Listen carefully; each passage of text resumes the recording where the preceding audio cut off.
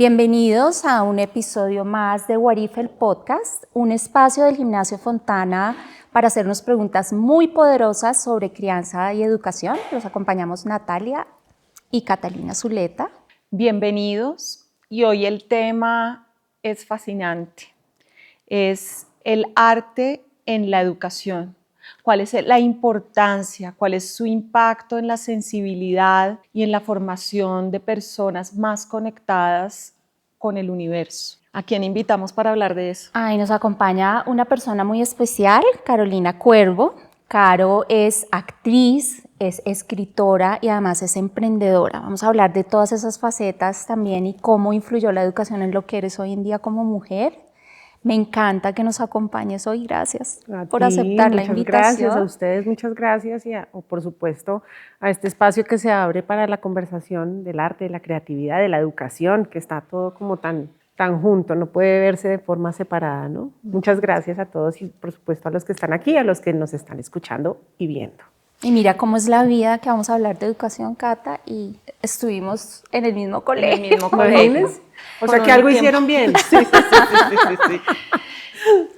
Bueno, hay una pregunta que en educación quisiéramos a lo largo de la vida escolar que los jóvenes y los niños pudieran resolver. No es una pregunta absoluta ni es una pregunta que tenga una sola respuesta, más bien es como una pregunta existencial para hacérsela toda la vida y es ¿quién soy yo? ¿No? Entonces queremos preguntarte ¿quién eres tú, Caro? ¿Tienen tiempo? No, pues yo creo que esa es la búsqueda, ¿no? A eso vinimos un poco los seres humanos. Cuando decidimos venir a la Tierra, nuestro pacto álmico fue ese, descubrir quiénes somos y cómo vamos evolucionando nuestra alma. Yo sí creo en la evolución del alma, yo sí creo que esta no es nuestra única vida, ni mucho menos, y tampoco es el único planeta en el universo.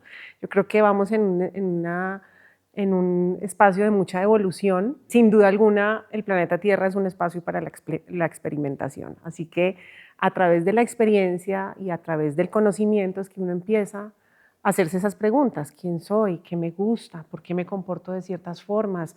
¿Por qué tengo este genio? ¿Quiénes son mis papás? ¿Cuál es mi árbol genealógico? Y yo siento que esa ha sido parte, digamos, de mi experiencia humana. Soy una buscadora nata de saber, tener claro o por lo menos tener algunos visos de quién soy. No tengo la respuesta absoluta y creo que no la tendré hasta el día que me muera, pero soy una persona que se interesa por el conocimiento, soy sensible, muy sensible. Siento que procuro ser un buen ser humano en la medida en que aprendo a dominar mis sentimientos, mis emociones, poco a poco a lo largo de mi búsqueda espiritual, porque creo que eso es una búsqueda muy espiritual y es muy filosófica pero también es muy de experimentar la vida, pues poco a poco me fui descubriendo mis defecticos, aunque no lo crean, no mentira. Pero siento que la primera vez que me di cuenta que tenía algo que dominar era mi mal genio. Desde muy chiquita tuve mucho carácter, tenía mucho mal genio, pero siento que era como una energía que estaba en mí y que yo tenía que aprender a canalizar de alguna forma. Entonces, esa energía no era otra energía que la energía de la creatividad, y siento que a través de mis expresiones artísticas, que además pues, me formé en un hogar donde eso siempre estuvo ahí latente, siempre me lo impulsaron, siempre me lo enseñaron desde muy chiquita. Entonces creo que ese impulso de la creatividad fue el que me empezó a dar las alas para empezar a enfocar ese genio hacia una fuerza más creadora, ¿no? Menos destructiva y más creadora, por decirlo de alguna forma. Fui una mujer muy rígida, una niña muy rígida en mis pensamientos, en mi forma de ver la vida. Todo tenía que ser así, era perfeccionista, ¿Blanco o negro? Muy perfeccionista. Y poco a poco también me di cuenta que eso me hacía sufrir bastante, porque uno no tiene control sobre absolutamente nada en la vida.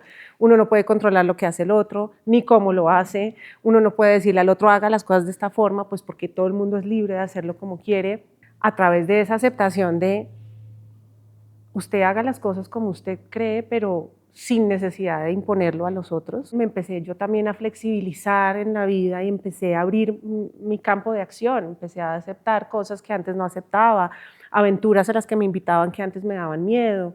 Una época en mi vida en que decidí decirle a todo ¿por qué no? ¿no?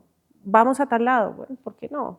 Y empecé como a explorar ese campo de la acción y de la creatividad a través de las experiencias que yo no podía controlar.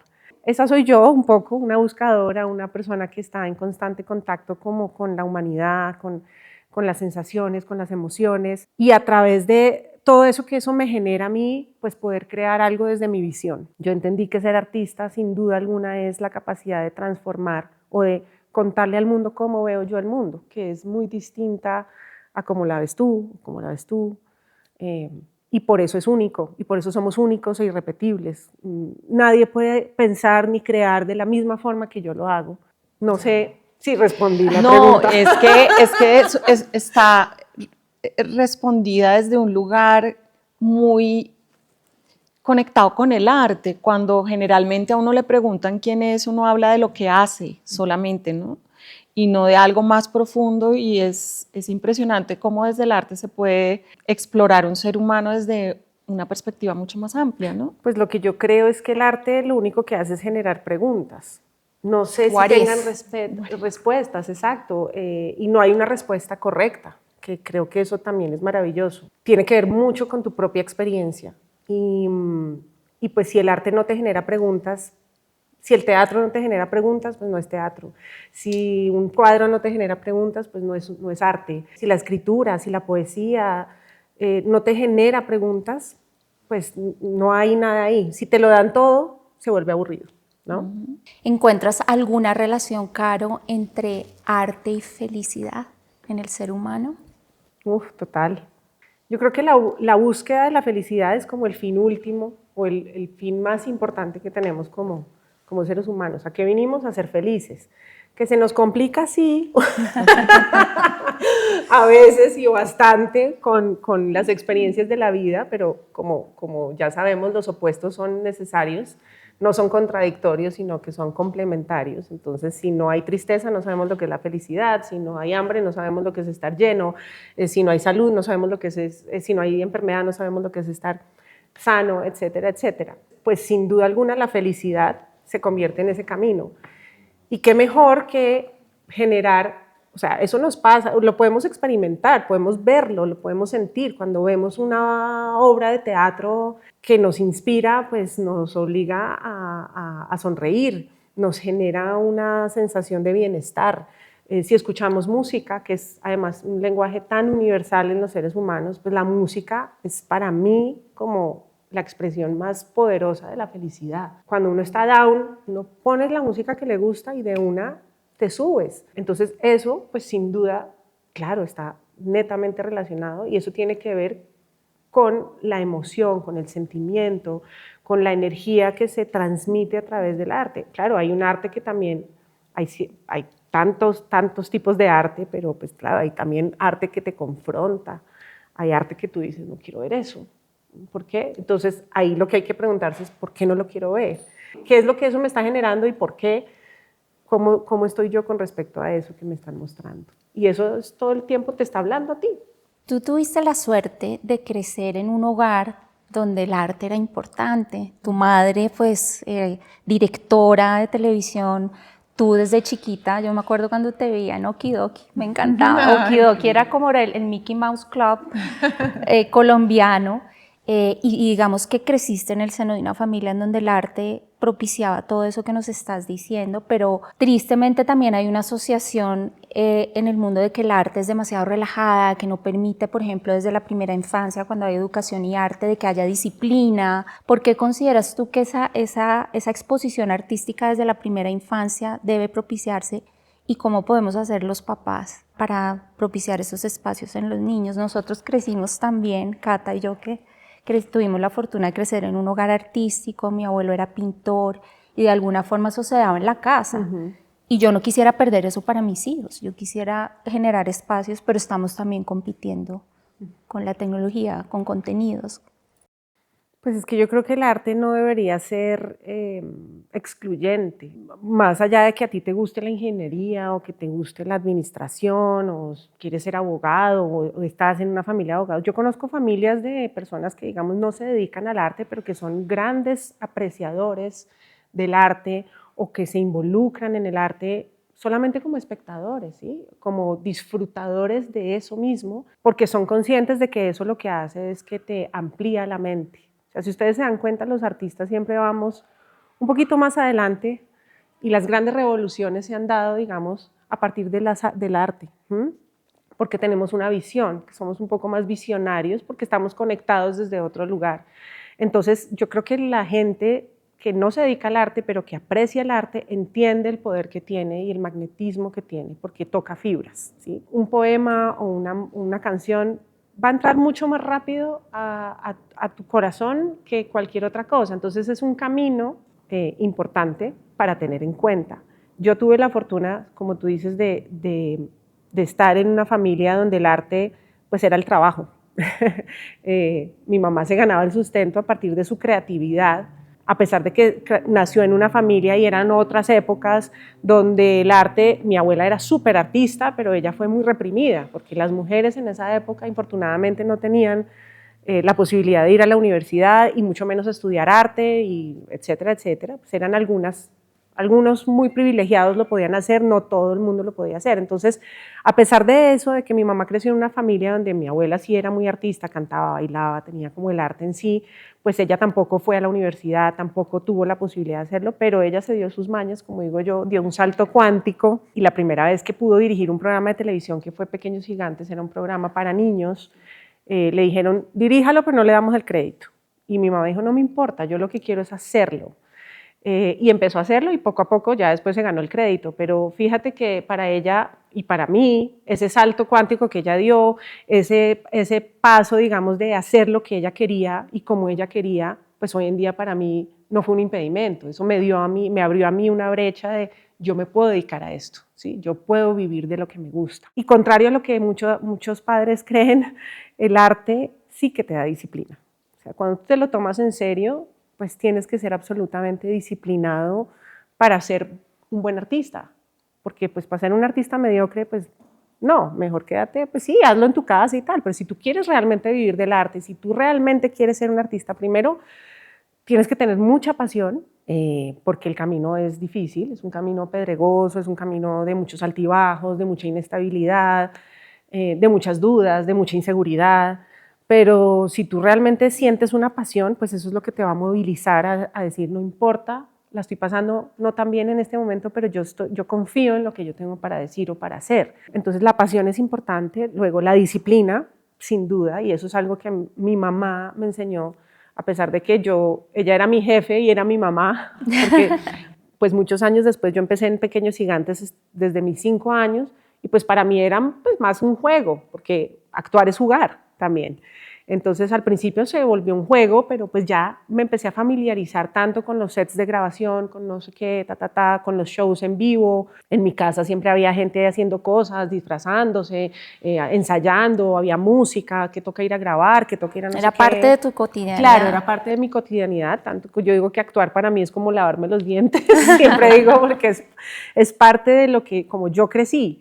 Pero ella me enseñó primero el amor por el trabajo y el respeto por ese trabajo. O sea, no porque seas la hija de la directora vas a estar siempre en un lugar privilegiado. Tú también tienes que demostrar que tienes el talento y que fuera de tener el talento tienes la disciplina para desarrollar ese talento y esas herramientas. El talento es importante, pero no es suficiente. Hay que construirlo, hay que armar, digamos, un camino, hay que tener herramientas poderosas para el momento en que te llegue la gran oportunidad de tu vida, pues tengas cómo responder. Porque muchas veces pasa que sí, te puede llegar una gran audición o te puede llegar un gran trabajo, pero te van a probar y cuando estás ahí, si no has trabajado en tu respiración, en tu manera de manejar el crowd, ¿no? el público, muchas cosas que hacen parte de pararse enfrente de alguien y actuar, pues se te va a ir la oportunidad y muy rápido.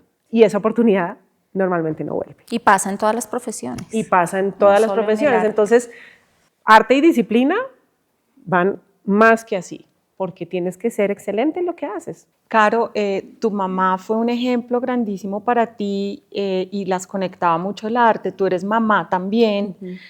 ¿Qué qué cosas enseñas a tu hija también que vienen de ese aprendizaje del arte?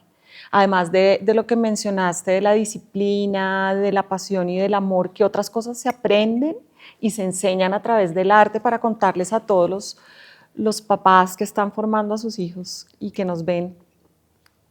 Hace poquito leía algo, no me acuerdo en dónde, pero sin duda alguna, pues la primera relación que uno, o sea, lo primero que uno hace con sus hijos siempre es ponerlos a pintar.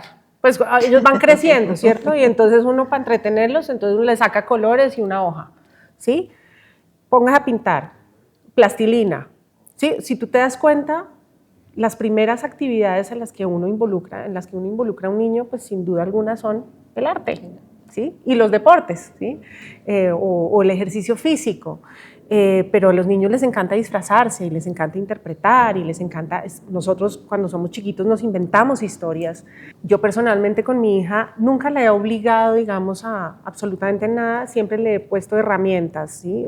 Le doy libros, le compro disfraces, le compro sus herramientas necesarias para que ella sola vaya explorando su creatividad, por decirlo de alguna forma. Esta es la hora en la que no tengo ni idea qué va a hacer, ni hacia dónde va a dirigirse. Sí sé que tiene una cosa artística nata. Yo le digo que va a ser un gran payaso, porque es muy divertida y le gusta también al verme a mí. yo me relaciono mucho con mi hija a través del humor y de la ironía y el sarcasmo, palabras que ella ya puede identificar, tiene 9 años. Y que para mí han sido fundamental en mi crianza con ella, porque yo creo que una de las cosas que yo aprendí desde muy chiquita, gracias a Okidoki y al grupo de amigos que tuve ahí, y al bullying que vivimos ahí, entre todos nosotros, nos dábamos durísimo, fue aprendernos a reír de nosotros mismos. Y esa herramienta a mí me ha salvado en la vida de todo, o de muchas cosas, aunque a veces sí, uno tiene momentos de dificultad frente a los otros, porque no todo el mundo es bueno, como uno dice por ahí, pero la capacidad de reírme de mí misma ha sido importante a la hora de desarrollar mi personalidad y mi arte también, ¿no? Es como no tengo límites, no tengo por qué pensar en qué va a pensar el otro, sino esta soy yo y cada vez quiero ser tratar de ser más auténtica, lo más auténtico posible, que es una de las cosas más difíciles, porque tenemos un ego y lo hemos ido creando a partir de un trauma de infancia, una herida de infancia, experiencias difíciles, que lo que hace el ego es como decir, yo no voy a volver a pasar por esto. Mecanismo de defensa. Un mecanismo de defensa. Entonces también desmantelar un poquito ese ego a partir de la capacidad de burlarse de uno mismo, pues ya nadie se puede burlar de ti si tú te burlas más duro. Y esa herramienta frente a lo que ella hace con el mundo es lo que yo le he tratado de enseñar, y ese humor nos une bastante. Entonces jugamos mucho, nos divertimos mucho. Desde chiquita la metí en clases de música, o sea, ella empezó a escoger su instrumento y fue el piano, y yo le digo a ella, yo sé que de pronto no te vas a dedicar a ser una gran pianista, ni mucho menos, y tampoco quiero que eso sea una cosa pues difícil en tu vida, pero lo que sí quiero que lleves siempre es la música en ti, y que te das la posibilidad de, no sé, una tarde sentarte y tocarte una canción de piano, y eso sea un mecanismo de autorregulación. Siempre la llevé alguna vez a un curso de verano donde era de arte y de teatro musical y tal, se lo disfrutó, le encantó, lo gozó, no quiso volver. Le gustó, pero dijo, no, no es lo mío. Entonces yo digo, bueno, pues que ella poco a poco es una gran contadora de historias y tiene una muy buena imaginación, entonces juega mucho a ser otro. Entonces ahí cuando yo la veo en eso, creando sus propias historias, yo digo, pues sí, probablemente pueda que sí, vaya a ser actriz, no sé, pero creo que es un camino que ella sola va a ir descubriendo, y que en la medida en que ella me lo pida, yo la puedo involucrar o guiar en un camino mío, que a veces digo, no es un camino fácil, no es un camino, no sé si quiero que se dedique a esto, pero sí absolutamente me gustaría que el arte, que sea una gran apreciadora del arte. Que el arte tenga una presencia importante en su vida. Importante, y que sepa que está ahí. Que está ahí que como una herramienta. Puede recurrir a él en cualquier momento. Hablemos un poco, volvamos a hablar un poco de tu trayectoria como artista, y quisiera que nos contaras, Caro, cómo llegas a la escritura, ¿por qué? ¿Qué te motiva y qué ha traído esa capacidad de escribir a tu vida? Pues yo siempre he dicho que, claro, yo me formé como actriz y siento que la actuación me escogió porque me puso en el seno de una familia donde la actuación, digamos, fue como tan natural, ¿no? Pero yo escogí la escritura como otra de mis habilidades o de mis pasiones. Siempre que me hacen esta pregunta, trato de pensar en qué momento la escritura se volvió importante y creo que fue a muy temprana edad. Tendría yo 8 o 9 años, por ahí la edad de mi hija, y me acuerdo que en el colegio, yo estudiaba en un colegio que queda aquí cerca, o, bueno, no sé ni siquiera dónde estoy, pero se llama el San Mateo Apóstol, siempre que teníamos que caminar hacia el bus, era como un gran potrero porque pues estaba muy nuevo, entonces caminábamos hacia el bus que nos llevaba a la casa y en ese potrero me acuerdo que vi un zapato viejo, completamente, sí, como abandonado, muy viejo, y teníamos que escribir una historia para la clase de español y yo escribí una historia sobre el zapato viejo. Y me acuerdo que esa historia la publicaron en el periódico del colegio. Fue como la primera vez que yo sentí que había algo de lo que yo estaba haciendo que podía tener una resonancia. Y a partir de ese momento, la escritura se convirtió en una compañía, una muy buena compañía para mí, sobre todo en mi adolescencia. Yo escribía poemas, o lo que yo creía que eran poemas, pero yo tenía una agenda. Yo siempre he sido muy noctámbula desde chiquita. La mañana me cuesta, pero las noches es como un espacio donde yo creo mucho. Y yo cuando era pequeña escribía mucho en unos diarios, unas agendas, y era casi como una canalización de información. Yo escribía lo que me sentía, lo que me apasionaba, lo que me había pasado durante el día. Después, cuando ya me fui enamorando, entró la adolescencia, me gustaban los chicos, mis amigas también tenían novios, desamores, yo les escribía poemas, pero la escritura siempre estaba ahí. Y una vez decidí mandar esos poemas a un concurso de poesía en Argentina y gané, pero en narrativa. Era nada. Y ahí dije, yo no sé no si en soy poesía. poeta. Pero se tienen su vínculo. Sí, no, están completamente ligados. Era prosa poética. Pero eso fue como una luz también de decir, esto está chévere. Y yo misma edité un libro, cuando era más joven le edité un libro a mi mamá con todas mis poesías. Yo misma lo hice y toda la cosa y se lo dejé a mi mamá encima de la mesa de noche. Mi mamá dice que en ese momento ella se dio cuenta que yo era una persona sensible porque yo era muy... ¿Cuántos años? Yo tendría por ahí unos 13 años. Y claro, uno en esa edad está como muy para adentro, uno no quiere hablar mucho, uno está muy... pero eso fue para mí una muestra de decirle, yo siento y esto es lo que yo hago. Ella Claro, siempre pero me dice... Ven, te pregunto algo, qué pena. Es que antes de que pase este tiempo tan precioso, tú ves unos zapatos viejos. Un zapato viejo tirado en un potrero. Acá hay muchos niños y podemos ver el mismo zapato tirado en un potrero que hace porque como que todo eso es la historia también de la narrativa y de escribir y de ser sensible y de ser arte, que tiene que pasar en la mente, en la imaginación, en el corazón de un niño y que tenemos que hacer los adultos para que eso pase. Esa curiosidad. Por un lado tenía una entrega, ¿no? Tenía un objetivo. Yo siempre digo que uno se mueve por deadlines en la vida y eso ha sido parte importante para mí de poder llegar a generar los proyectos que he generado y es como, tengo un deadline. Porque si uno no se pone una fecha o una tarea específica, es muy difícil canalizar todo lo que te pasa en la cabeza. Entonces yo tenía que escribir una historia. Y en ese momento lo que pensé fue, ¿cómo llegó ese zapato ahí? ¿Por qué hiciste una pregunta? Sí, me hice una pregunta. ¿Por qué llegó ahí? ¿Dónde está el otro? ¿No? ¿Y quién es el dueño de este zapato? ¿Y por qué está ahí? ¿Cuánto tiempo lleva ahí? Y a partir de eso fue que creé la historia, que la verdad es que ya ni me acuerdo de qué iba exactamente, pero eso para mí fue una imagen. Y hoy en día, ahora mismo estoy pensando, casi todas las historias que yo creo provienen de una imagen. Mi primera obra de teatro también, la primera imagen que yo tuve fue un hombre muy triste entrando a una habitación de hotel y llora. Y a partir de ahí empezar a hacer preguntas. ¿Por qué llora? ¿Qué le pasó? ¿En qué ciudad está? ¿En qué trabaja? ¿Quién es? Etcétera, etcétera. Y todo eso te va contando la historia que tú tienes que contar. Pero hay muchas personas que también crean una historia a partir de una premisa o a partir de un diálogo. O cuando estuve en MasterChef, para mí eran mejor los retos donde me decían, solamente tiene 3 sartenes y 2 papayas, ¿sí? Es como, ok, yo miro a ver qué hago. Distinto a cuando te ponen todo, ¿no? Es como, uy, pucha, ¿qué voy a hacer aquí?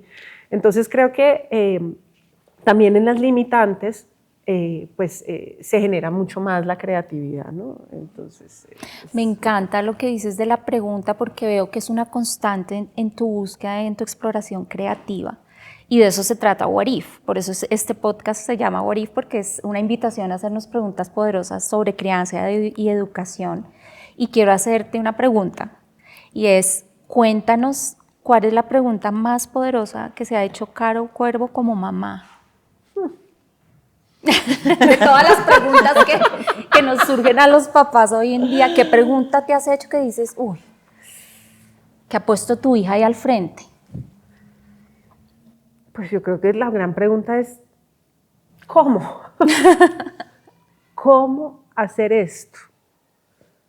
Uno cree que cuando uno es papá, antes de ser papá, uno cree que uno tiene todo resuelto en la vida, hasta el día en que uno se ve enfrentado a situaciones donde uno dice, no sé cómo responder a esto, no sé cómo actuar frente a esto, y empiezan también las disyuntivas. Es que yo he leído que es mejor de esta forma o es mejor de esta, porque acá lo voy a traumatizar, pero aquí también. Entonces, ¿qué hago, no? Y sin duda alguna, los hijos te hacen preguntas que tú no tienes ni idea de cómo responder. Entonces, creo que la mejor declaratoria es, soy ignorante frente a esto. Y eso es una cosa que yo le digo a mi hija todo el tiempo. Tú estás creciendo y yo estoy aprendiendo a ser mamá. Yo no sé, yo no tengo todas las respuestas. Y hay cosas en las que me declaro completamente ignorante y le digo, no tengo ni idea. Y casi siempre lo que intento es como, sabes que no tengo la respuesta, busquémosla entre las dos, a ver cómo es esto. Y claro, sin duda uno va a cometer muchos errores. Entonces, para mí la gran pregunta es, ¿cómo le hago? ¿Cómo le hago a esto? ¿Cómo se aborda esto? Y creo que tiene que ser siempre desde el amor. No hay otra respuesta posible. Tiene que ser desde el amor profundo, y el amor también muchas veces es decir, no sé. Caro, mira, tú hablaste de cosas tan bonitas durante todo el tiempo, pero últimamente hablaste frente a esa pregunta de tu hija de ser como de rendirse, como de decir, bueno, aquí tengo que soltar, tengo que conectar con mi vulnerabilidad, y tienes un mantra que me encanta y quisiera traerlo, y es que nada me quite la paz. Me lo tatué y todo. Sí, y me parece que tiene que ver también con la educación emocional, ¿no? Con cómo afrontamos la vida sin tanto control, ¿será? Pues ¿de dónde sale ese mantra? Me da curiosidad. Este mantra sale de un maestro que se llama Gerardo Schmedlin, que tiene una metodología que se llama tiene una maestría que se llama Maestría de Magia de Amor. Y a través de mis múltiples búsquedas, porque pues realmente sí llevo muchos años en el camino de la búsqueda, de la exploración, de la autoexploración, me llegan estos audios de este hombre colombiano, vivió en Tabio muchos años, un tipo muy sabio que tuvo una canalización de información donde para mí, cuando empecé a escuchar sus audios, todo me hacía mucho sentido. O sea, como que para mí fue realmente la sensación de, por fin alguien está hablando de algo que yo siento que tiene sentido, que me conecta con cómo estoy en este mundo y por qué estamos en este mundo. Y uno de sus módulos se llama aceptología, y es la ciencia de la aceptación. Entonces él dice, es una ciencia porque es verificable, o sea, se puede comprobar. Y es cuando tú aceptas tu realidad tal y como está, pues en ese momento todo empieza a transformarse, ¿sí? Porque hay cosas con las que tú no puedes cambiar ciertas cosas ni a ciertas personas. Sí, ahorita, por ejemplo, hay una guerra entre palestinos e israelitas. Yo estoy en Colombia, mi realidad es esta. Este espacio en el que estamos aquí, nosotros, esta es nuestra realidad. Y es lo único en donde podemos accionar. Ni siquiera mi realidad es mi hija que está en su colegio en este momento. Yo no estoy allá, estoy acá. Y esa presencia es finalmente lo que hace que tú puedas transformar lo único que tienes para accionar. Y dentro de dentro de sus enseñanzas, él habla de que nada me quite la paz, porque él dice que lo único que uno puede trabajar es en uno mismo. Yo no puedo transformar la forma como el otro va a responderme o como el otro va a hacer, ¿sí? Lo único que yo puedo es controlar un poco cómo eso que él hace me impacta a mí, ¿sí? Entonces, si el otro me grita, si el otro me agrede, ¿cuál es mi respuesta frente a eso? Es lo único que yo puedo controlar. Y realmente lo único que uno tiene que hacer es procurar que eso que pasa afuera, el entorno, no cambie ni modifique tu manera de estar adentro, no quite tu paz. Entonces, para mí fue tan poderoso que yo dije, yo tengo que hablar de esto en la comedia, ¿sí? Tengo que volverlo también un lenguaje un poco más sutil, un lenguaje que está más acorde a lo mío, y creé mi stand-up comedy, mi segundo stand-up comedy, se llama Que nada me quite la paz, y hablo un poco de esto, es que al final me doy cuenta que todo me quita la paz. Y que nos pasa mucho, y que realmente el encuentro con uno mismo y la autoexploración es lo más miedoso que tenemos, ¿sí? Verse a un espejo y encontrarse con uno mismo es como cuando uno se levanta en la mañana a las 3 de la mañana a hacer pipí, se ve en el espejo y esa soy yo, esa también soy yo. Es aceptar la sombra. Somos luz, pero somos sombra también. Antes de pasar a las preguntas, quiero hacer un llamado a tu creatividad, porque siento que siendo artista, tu forma de expresar y cómo usas el lenguaje conecta mucho con las personas. ¿Qué mensaje le quisieras dejar a este público que en su mayoría es joven y que te está escuchando y que nos está acompañando hoy? Como para cerrar. Jóvenes, qué misterio.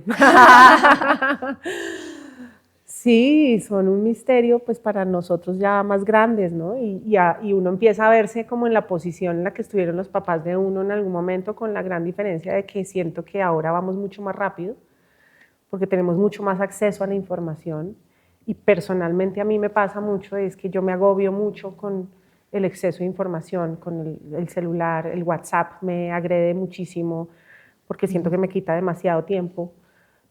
Estar más allá que acá, ¿no?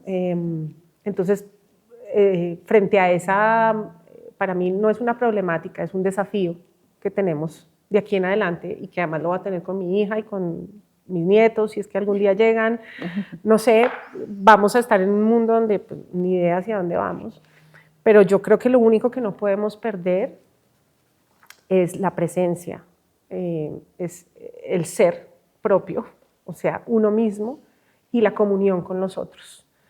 Esto que está pasando acá, este encuentro visual y presencial, es energía, y es finalmente una energía que nos alimenta y que no se da nunca a través de un celular ni a través de una pantalla.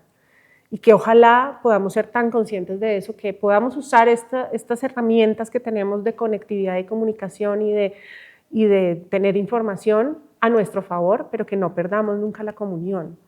Byung-Chul Han, que es uno de mis filósofos favoritos, que se los súper recomiendo, tiene libros muy pequeños, pero son muy, muy poderosos sobre la actualidad, es un filósofo contemporáneo.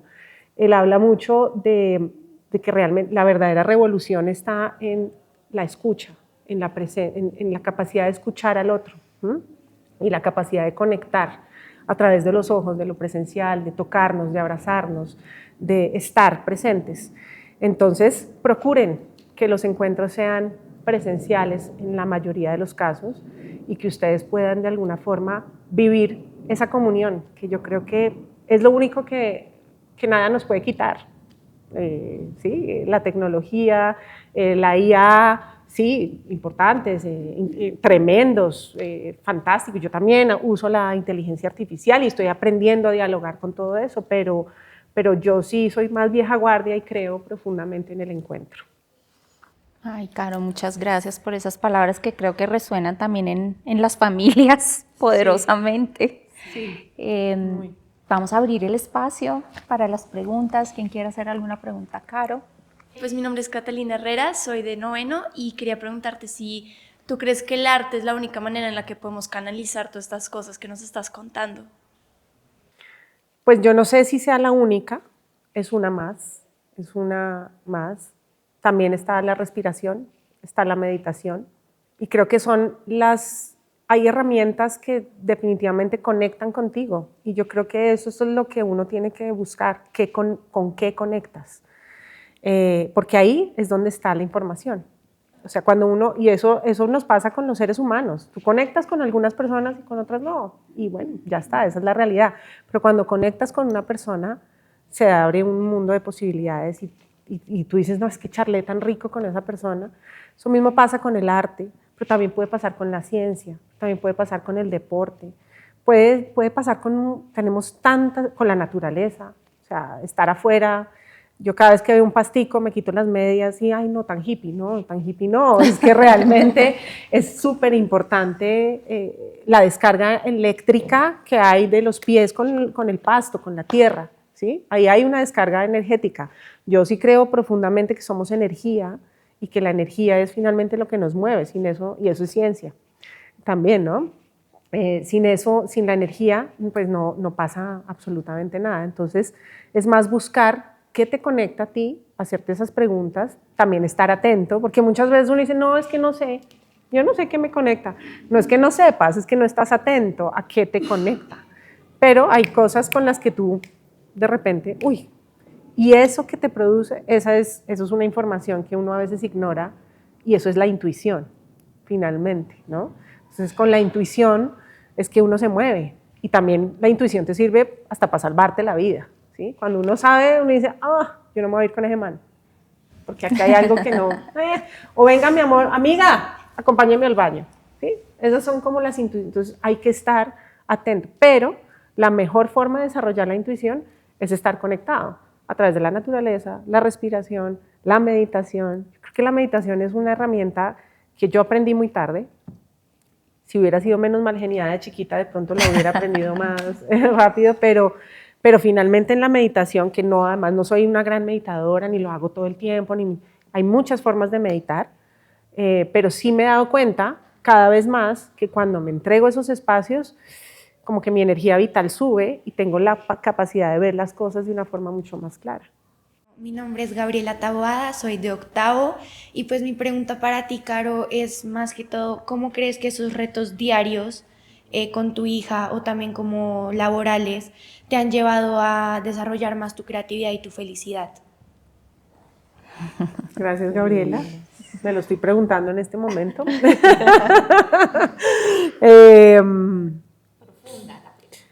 Sí, creo que es un poco la misma respuesta, la presencia. Es que a veces somos muy autómatas. Nos levantamos, hacemos el desayuno, la llevamos al colegio, no sé qué, y uno está a veces en el celular y uno se da cuenta que uno está, pero no está, ¿cierto?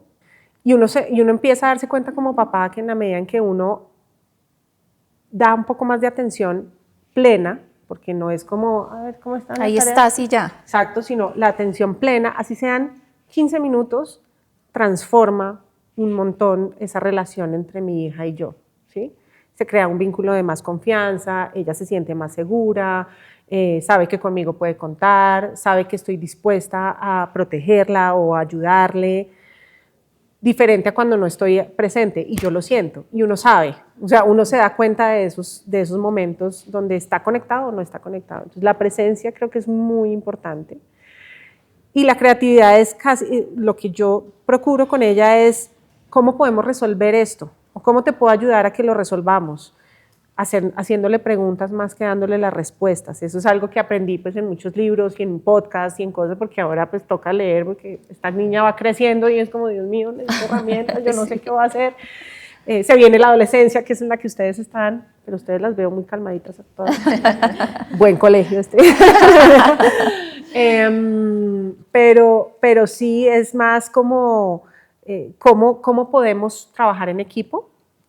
Yo a ella le digo mucho el tema de qué está en tu control y qué no.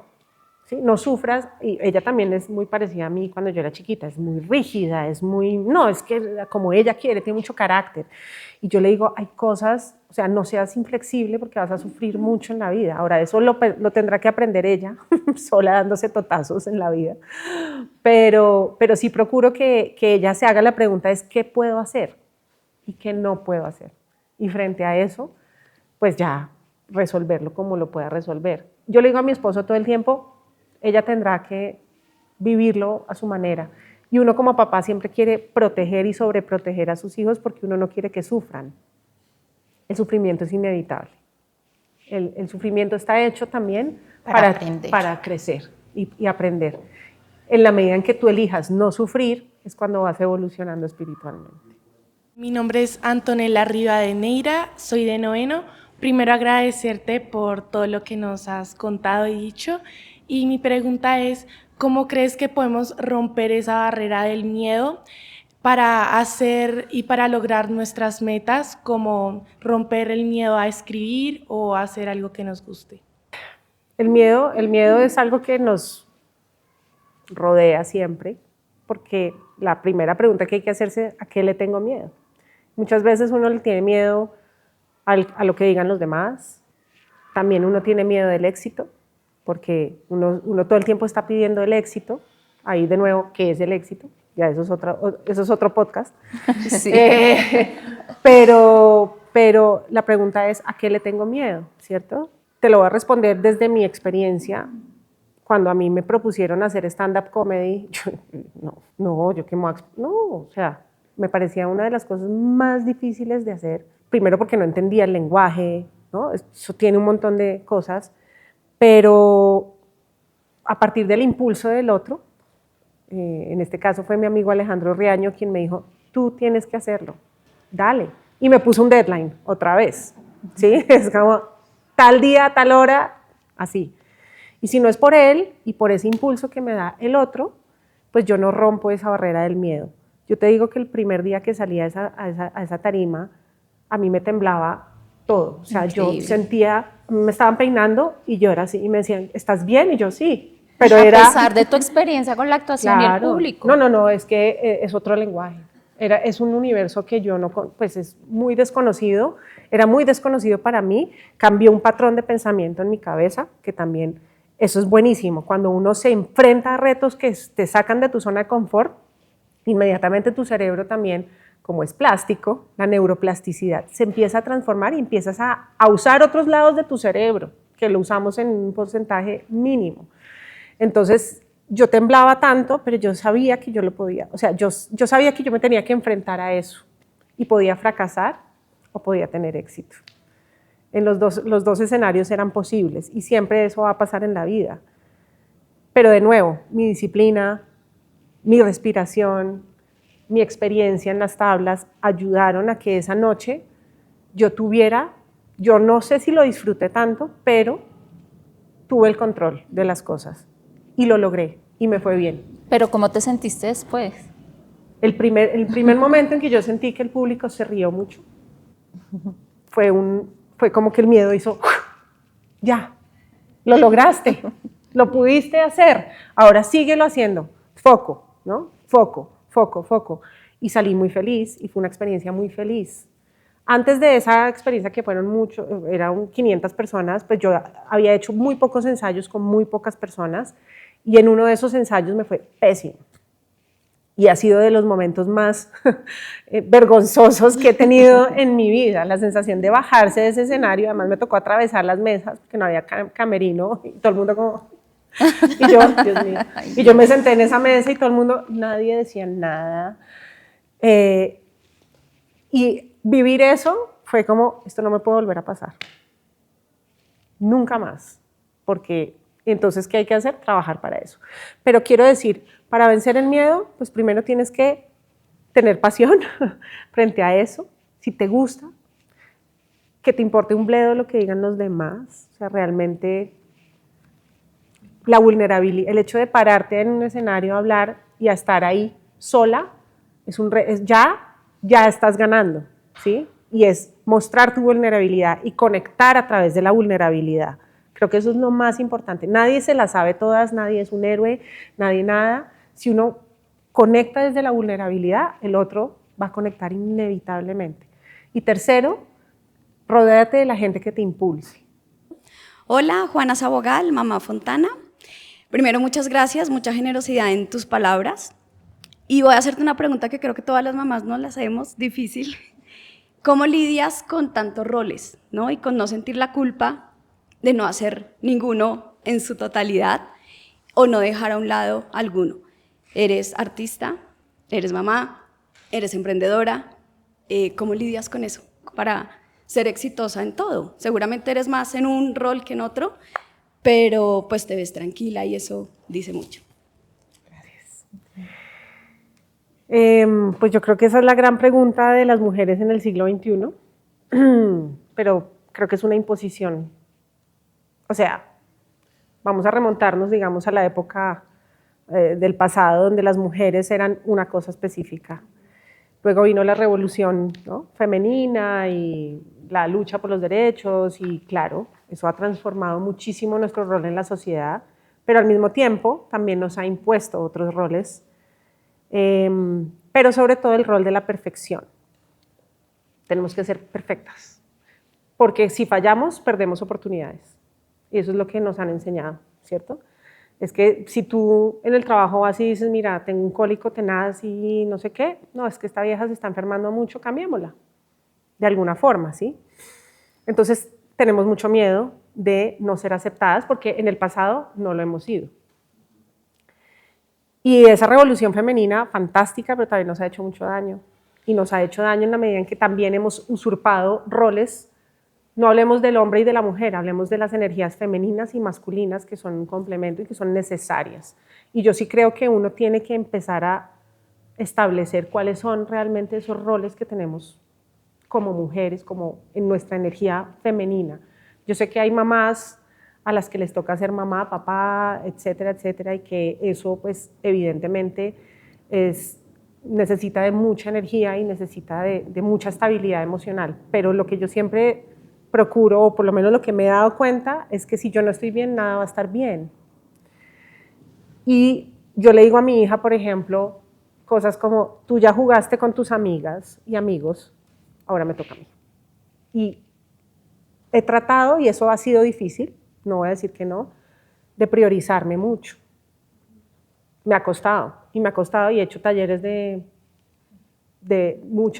talleres de placer y sexualidad femenina, formaciones largas, entendiendo también la esencia de lo femenino desde el lugar que me corresponde, pero sobre todo priorizándome. Yo no puedo ser una buena mamá si yo no estoy feliz. Yo no puedo ser una buena mamá ni una buena trabajadora si no disfruto lo que hago. Si yo tengo enfermedad física, no puedo estar presente. Y creo que abrirse esos espacios y dárselos a uno mismo es lo que menos hacemos. ¿Por qué? Porque no tenemos tiempo, porque es primero el otro, primero el otro, primero el otro. Porque nos han dicho que es egoísmo también, Claro, dedicarnos tiempo. Pero también porque te han dicho, tú puedes. Claro. O sentimos Con que se todo. lo robamos al puedes tiempo a con los todo. otros también. Exacto. Tú puedes Entonces, con todo, sí. Para mí no ha sido fácil. Te soy honesta porque también empieza la culpa, que es la carga que tenemos más grande las mujeres, las imposiciones sociales. Ay, no, pero es que ella no está nunca. Ella no aparece nunca en la casa. No, eso siempre el papá le toca correr pues sí. Sí, porque tengo un curso de meditación 4 días. Este fin de semana me pasó, le dije a mi esposo, necesito hacer este curso. Y le dije a ella, voy a hacer un curso. Y me les perdí. Pero si yo no hago ese curso, voy a estar mal en la casa, voy a estar de mal genio, nuestras relaciones van a estar mal.